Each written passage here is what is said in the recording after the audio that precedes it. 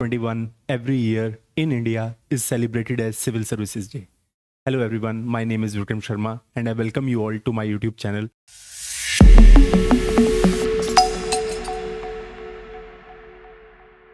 Today the topic that we are going to discuss is the American Civil Service. चलिए समझते हैं इस topic के बारे में। बहुत ही इंटरेस्टिंग और रेलिवेंट टॉपिक है हमारे सिलेबस से रिलेटेड।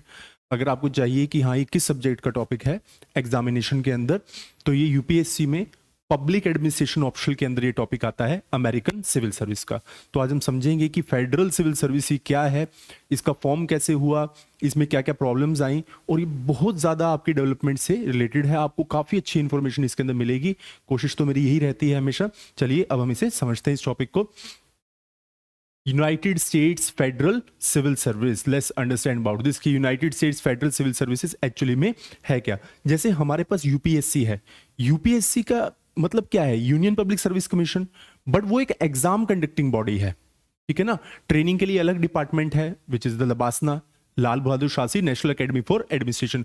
वैसे ही इनका है यूएस फेडरल सिविल सर्विस। तो जैसे उन्होंने अपना पूरा कमीशन बनाया है, तो वैसे ही उनकी जो एग्जामिनेशन का नाम है, हमारे यहाँ पे सीएससी है सिविल सर्विसेज एग्जामिनेशन, वहां पे फेडरल सिविल सर्विस है। आगे थोड़ा इसके बारे में अब हम जानते हैं। इंसेप्शन, अब इसकी स्टार्टिंग कैसे हुई, क्योंकि देखिए यूएस ने तो बहुत पहले इंडिपेंडेंस पा लिया था 1776 के अंदर। तो अब हमें ये जानना है कि इसका पूरा फॉर्मेशन कैसा है। In the beginning the president of USA appointed qualified individuals for the government job, but the president tend to support his own political supporters. पहले यूएस में भी बहुत प्रॉब्लम्स थी। वहां पे क्या होता था कि प्रेसिडेंट अपने ही लोगों को डायरेक्टली अपॉइंट कर देते थे। यार इसने मेरे पॉलिटिकल सपोर्टर है, इसने मेरे लिए ये काम किया था, पॉपुलेशन भी ज्यादा नहीं था, उन्हीं को डायरेक्टली अपॉइंट कर दिया जाता था without any merit, without any examination. तो ये सिस्टम काफी एक्सप्लॉयटेटिव था, करप्शन बेस्ड था, और इसमें नेपोटिज्म भी था। नेपोटिज्म तो आप सब लोग जानते ही हैं, भाई भतीजावाद।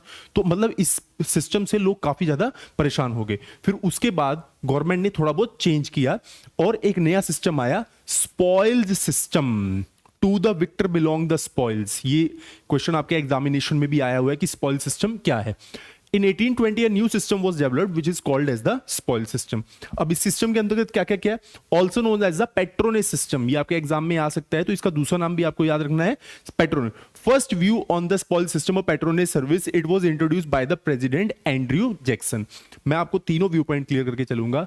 कुछ लोग कहते हैं कि सबसे पहले जो स्पॉइल सिस्टम या पेट्रोनेज सिस्टम है, ये प्रेसिडेंट एंड्रयू जैक्सन ने इंट्रोड्यूस किया था। एक सेकेंड व्यू है, वो कहता है कि नहीं, जब यूएस एक कॉलोनी था उसी टाइम पीरियड से पेट्रोनेज सिस्टम चल रहा था। फिर इन्वॉल्वमेंट ऑफ जॉर्ज वॉशिंगटन, ये फर्स्ट यूएस प्रेसिडेंट थे।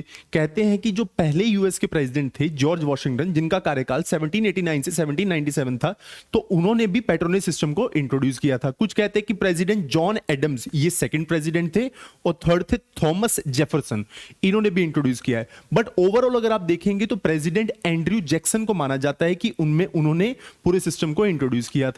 अब इसके अंदर क्या होता था, ये भी वही था जो हमने पहले ही पढ़ा है कि प्रेसिडेंट अपने ही लोगों को अपॉइंट कर देते थे।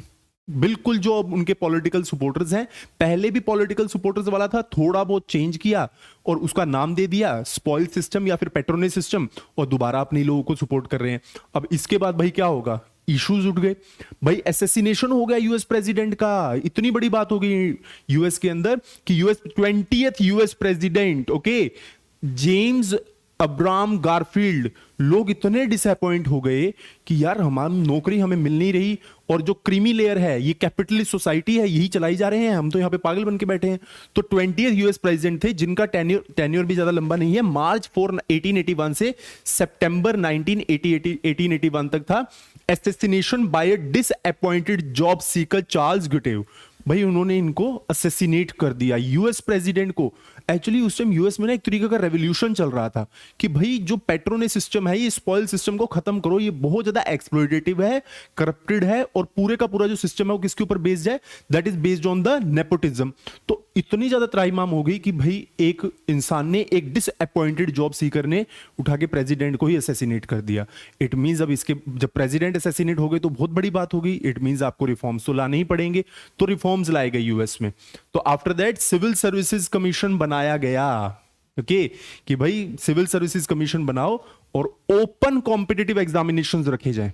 क्लियरली, जैसे हमारे यहाँ पे है, बट हमारा तो सिविल सर्विसेज कमीशन पहले यूके ने चलाया था, फिर उसके बाद हमने इंडिपेंडेंस के बाद हमने अपना चलाया, तो इन्होंने भी अपना सिविल सर्विसेज कमीशन बनाया, फेडरल सिविल सर्विस नाम रखा, और इन्होंने पूरा सिस्टम इन्होंने स्टार्ट किया। बाय बाय स्पॉइल्स, स्पॉइल्स को पूरा खत्म किया। इन्होंने कहा कि भाई ये बिल्कुल गलत सिस्टम है, इसको पूरा इन्होंने बिल्कुल इसको अबेंडन कर दिया, एक ऑब्सोलीट आइडिया था ये। और open competitive examination, okay, open competitive examinations को इन्होंने स्टार्ट किया, सिविल सर्विसेज के लिए एक्ट बनाए गए, और बिल्कुल एक नया सिस्टम इंट्रोड्यूस किया, to the victor belong the spoils. और यही आपका पूरा एग्जामिनेशन का सिस्टम है, that is into the USA American civil service. So I think so you have got the understanding about this कि what is the American civil service as compared to the, तो अब तो world में almost सारे ही world countries में जो appointment है वो किस बेस के ऊपर है, that is on the basis of the merit.